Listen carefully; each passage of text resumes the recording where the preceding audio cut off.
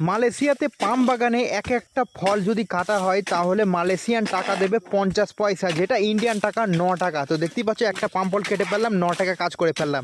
তো একটা পাম ফলের পিছনে কি কি করতে হয় সেটা দেখাবো। 4টে পাম ফল কেটে ফেললাম। তো এই কাটার পরে যে কাঠ ছুটি তেমন নাই, এই পাম ফলগুলো রাস্তায় বার করতে হবে। এই যে ডালগুলো কাটলাম, এই ডালগুলো এক জায়গায় সাইড করতে হবে। তো এই ডালগুলো সাইড করে নিই, ঠিক এরকম ভাবে এক জায়গায় সাইড করতে হবে। সাইড করে ফেললাম। এইবার এই পাম ফলগুলো এই গাড়িটায় চাপিয়ে রাস্তায় নিয়ে যেতে হবে। রাস্তায় এইভাবে নিয়ে যেতে হবে। এইভাবে রাস্তায় নিয়ে আসার পর একটা একটা পাম ফল